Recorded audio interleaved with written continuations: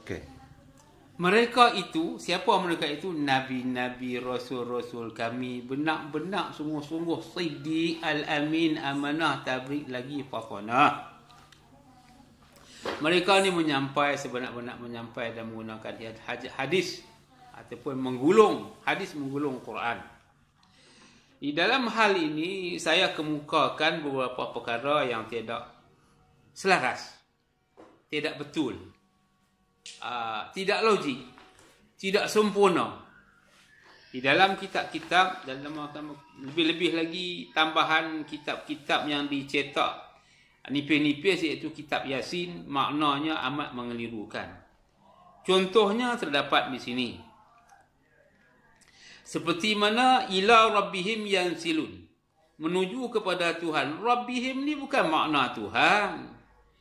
Pendidik mereka kalau buh makna Tuhan sudah salah. Yansilun, mereka berkata. Jadi Rabbihim tak boleh diartikan, dimaknakan dengan Tuhan, tak betul. Permulaan yang menjadikan keliru ataupun tidak dapat ilmu, tidak faham. Saya bawa panjang sikit tajuk dia. Jauh sedikit, bukan tajuk yang tadilah, iaitu tidak memahami ataupun tajuk dia wa nufikha fis suri fa idahum minal ajdathi ila rabbihim yansilun. Saya ambil awal sikit ujung ke depan, saya ulang. Ma yanzuruna illa sayhatan wahidatan ta'khudhuhum wa hum yakhisimun fala yastati'una tawsiyatan wala ila ahlihim yarji'un.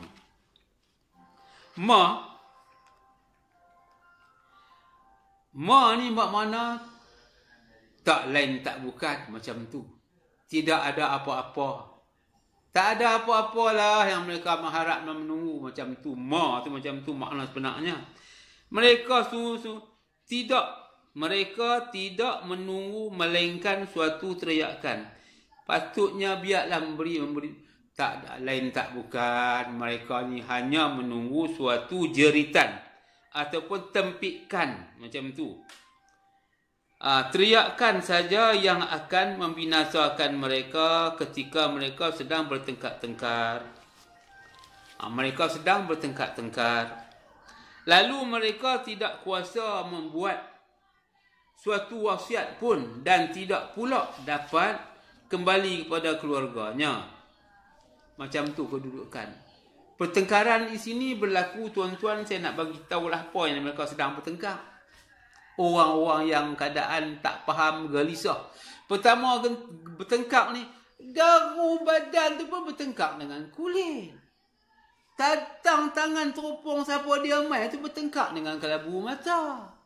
Tak berapa dengar orang cakap pun bertengkar dengan pendengaran. Tu pertengkaran tu berlaku. Dahaga minum air, dah lapar dah air.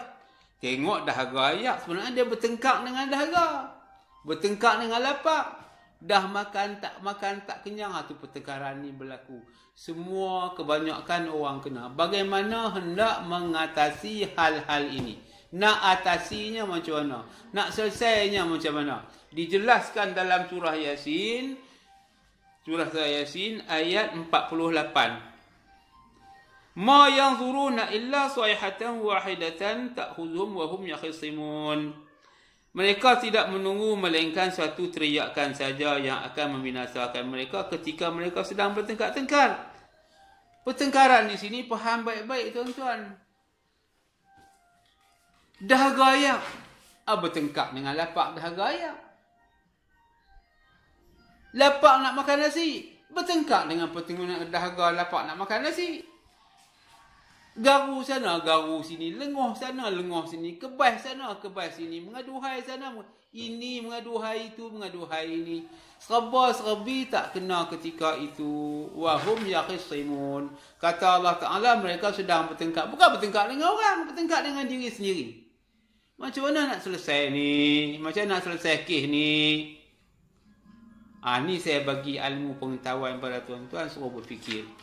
Jadi kalau tuan-tuan nak faham perkara-perkara ni, sila datang ke rumah saya belajar, ambil nombor telefon 012-533-8329 Ustaz Mansur ataupun Ustaz Muhammad Isa bin Ibrahim. Sambung. Fala yastati'una tawsiyatan wala ila ahlihim yarji'un. Lalu mereka tidak kuasa sehingga sampai tak berkuasa membuat suatu wasiat pun, dan tidak pula sempat dapat mengembali kepada keluarganya. Kembali kepada keluarganya, kembali jadi sihat. Tak sempat. Kembali jadi semula elok balik. Tak sempat. Wa nufikha fis-suri fa idza hum minal ajdasi ila rabbihim yansilun. Qalu ya wailana man ba'athana min marqadina hadza ma wa'ada ar-rahman wa sadaqal mursalun. Dan ditiuplah sangkakala. Sangkakala ni bahasa Sanskrit tua, Hindu tua, dipakai zaman dulu sampai sekarang. Maknanya satu tiupan. Nak faham tiupan ni macam adakah bunyi macam Ahmad Nawab tiup tu kah? Pakai tenor saxophone? Bukan. Tiupan di sini ada sesiapa, tak kira siapalah, datang beri nasihat, beri pandangan. Tak pun tanya dia. Cuba beri nasihat kepada dia. Orang-orang yang tak suka ni, bagi mereka ni bagaikan tiupan. Orang yang suka pun bagai tiupan juga, tapi menerima cara tenang. Ada yang tak boleh terima cara tenang.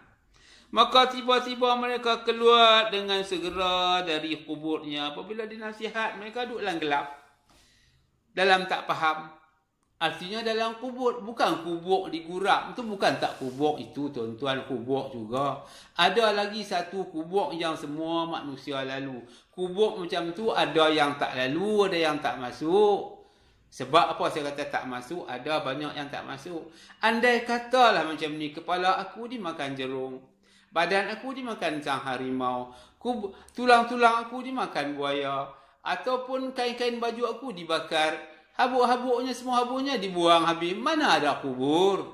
Mana para malaikat menyoal aku lagi?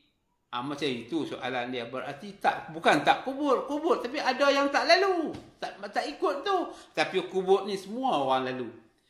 Jahil, bodoh, pekak, bengong, tolol, tak faham, tak kerti, tak tahu, tak dengar kata ketegak. Itu dia panggil lah. Dia panggil ghadaban dalam bahasa Arab. Taghut pun panggil. Inilah gelap ni. Inilah kubur. Susah sungguh nak bagi keluar. Bila nasihat, bila habaq, bagi tahu, sakit hati, dengar, marah, tak suka. Siapa pula dia mau ubah-ubah kepahaman aku ni? Aku dah lama duk faham macam ni. Mana dah lama dah aku duduk macam ni, aku faham macam ni.